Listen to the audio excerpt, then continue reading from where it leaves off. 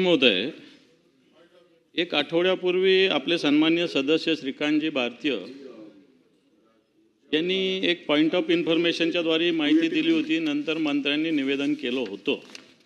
तरी मला पुन्हा एकदा आज 289 इथं मांडण्याची वेळ आलेली, कारण घटनाच अशी झालेली सभापती महोदय, ज्या 9 मुली त्या विद्यादीप बाल सुधारगृहातून त्या दिवशी पळून गेल्या होत्या. त्यांना कोर्टात पोहोचायचं होतं. अतिशय ॲग्रेसिव्ह मूडमध्ये त्या होत्या आणि नंतर त्याच्यातल्या 8 मुली पोलिसांनी पकडल्या, त्या विद्यादीप वसतिगृहात बाल सुधारगृहात आणल्या आणि नंतर याच्यावर एक समिती नेमली गेली की याच्यात काय काय होतं काय काय नाही. काही समिती नेमली गेली.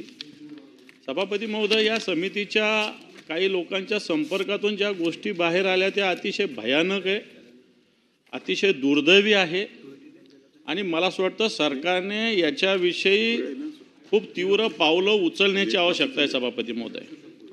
सभापती महोदय, या मुलींना ज्यावेळेस चौकशी केली त्यावेळेस सगळ्यात महत्त्वाचं, या मुलींना काही कधी पोट दुखत असेल तर ताई यांची प्रेग्नन्सी टेस्ट केली जात होती. आता सभापती महोदय मला सांगा, जर काही दुखलं तर प्रेग्नन्सी टेस्ट करायची गरज काय? म्हणजे या मुलीवर कशा पद्धतीनं शंका घेतली जाते किंवा यांची वागणूक कशा पद्धतीनं हॉस्टेल चालवणाऱ्यांची होती. सभापती महोदय, कोणी जर आजारी पडलं तर त्यांच्यावर पाणी शिंपण्याचा प्रकार होता. हे काय पाणी शिंपण्याचा प्रकार आहे? डॉक्टर्स आहे, सगळ्या हॉस्टेलला सुधारगृहाला डॉक्टर्स उपलब्ध असू शकतात, तशी व्यवस्था असली पाहिजे. परंतु आजार बरा नाही झाला तर पाणी शिंपण्याचा एक प्रकार, म्हणजे हे अघोरी प्रकार होता. आणि सगळ्यात महत्त्वाचं सभापती महोदय की याच्यानंतर शरीरावर, कपाळावर, अन्य ठिकाणावर काही अघोरी प्रकारचे चिन्ह काढण्याचा प्रकार होता, तो क्रॉस होता. आणि मला सांगा की अशा पद्धतीनं अप्रामाणिक, अमानवी, अंधश्रद्धायुक्त अशा पद्धतीनं गोष्टी या ठिकाणी होत आहेत सभापती महोदय. आणि ह्या सगळ्याच्यामध्ये ज्या पद्धतीनं व्यवस्थापन चालतं, 8 दिवस झाले आपल्याकडून खऱ्या अर्थानं सरकारकडून याच्याविषयी तीव्र पावलं उचलण्याची आवश्यकता होती. कारण हे सगळ्या गोष्टीला शेवटी महिला बाल कल्याण विभाग अपयशी ठरला, याचं नियंत्रणाला हे क्लिअर होतं. विशेष तपास पथकामार्फत चौकशी करून दोषीवर ताबडतोब गुन्हे दाखल करण्याची आवश्यकता होती.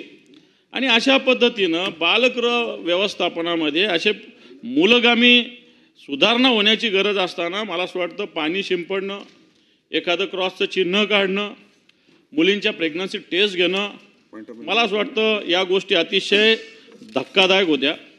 याच्यातलं एक सगळ्यात चांगलं की आमच्या इथल्या विजयाताई रहाटकर ज्या केंद्रीय महिला आयोगाने याची दखल घेतली. राज्य महिला आयोग कुठं झोपलेला आहे मला माहिती नाही आहे.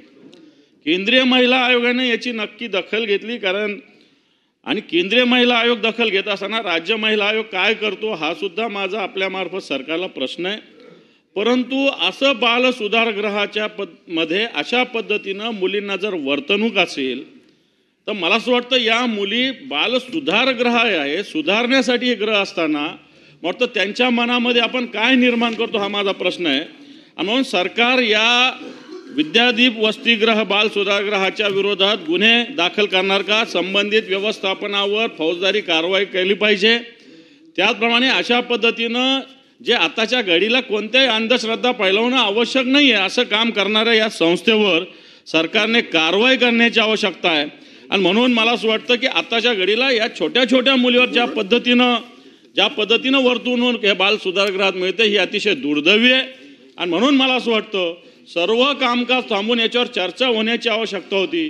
या छोट्या छोट्या मुली 9 वर्षाच्या, 10 वर्षाच्या, 11 वर्षाच्या मुली आणि असे प्रकार जर या विद्यादीप बाल सुधारगृहात होत असतील तर मला वाटतं सरकारने याच्यावर चर्चा करण्याची तयारी ठेवली पाहिजे, याच्यावर कारवाईची तयारी ठेवली पाहिजे.